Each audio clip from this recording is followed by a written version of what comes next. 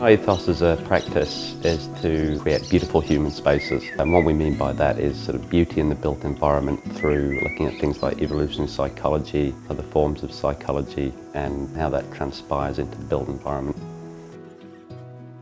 I'm Phil Smith from Smith Architects. The introduction came through a friend of ours who called me and said, "Can you come and have a look at this site?" It's a nice site, but it's quite a tight site in the middle of Mairangi Bay.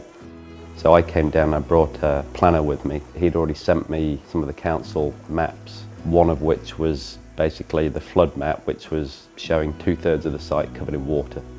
So we knew we had a bit of an issue from the start when we first got on here.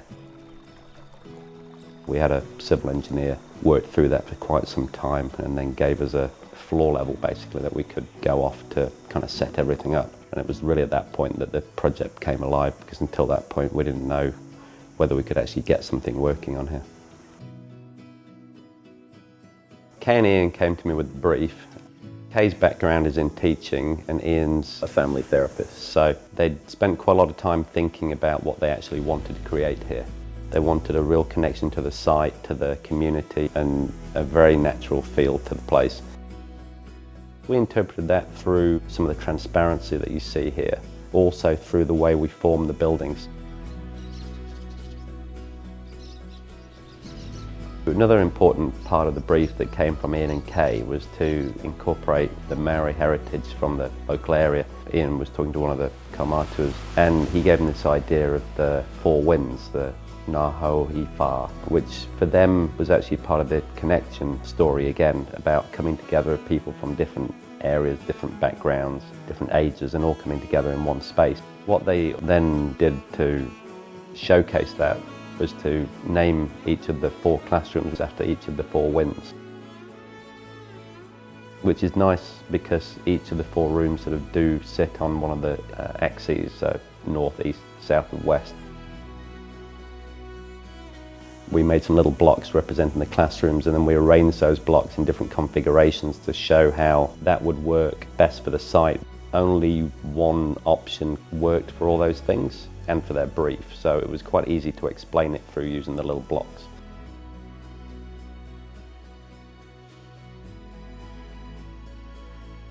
When we first looked at the creek, there was quite a few nice native trees along it, and as a feature we always knew that we wanted try and have some of the building that could look down into it. It's actually quite unique in some ways because it gives the site its sort of awkward shape. Once we got the main idea, the main concept, which was a little U-shaped concept, we started talking more about sort of wider environment. And what's nice in this site is it was surrounded by trees. So one of the things that we kind of did is use some of the ideas from things like Japanese gardens, where you've got a little microcosm of a garden, because the site here is not that big. So we sort of brought in nature and kind of miniaturized it, but at the same time we've created sort of links to distant views and distant trees and things like that. And even through the roof, when you look up, you can see trees all around. There's views of nature all around the building, which kind of connects you to the site further as well. I figured out quite early on that if we actually created something in this sort of oval shape that wrapped around this stream side, you could take that all the way through the site and onto the other side, sort of fitted between the sort of boundaries. And it gave a really nice sort of form to the whole building. It just seemed to fit with the site. For most sites, your first impression of the building would not be the roof. So that gave us an interesting issue to tackle. We'd already figured out that with the shape of the building, the roof really needed to be a membrane. So then that meant we'd either be doing like a silver or a typical tar, dark coloured membrane, which are not really the most attractive of roofs. We looked at options and we'd done a building up north in Kakapo where we'd covered the whole thing in earth and grass. So we took those ideas and I showed Kay what we'd done up there and said, well, what about if we put grass over the roof? And she loved the idea. So now when you drive in, you get this sort of grass-covered donut that you look over, and then in the background you've got the sea and the trees and the hills, and I think it really ties the whole site to the surrounds.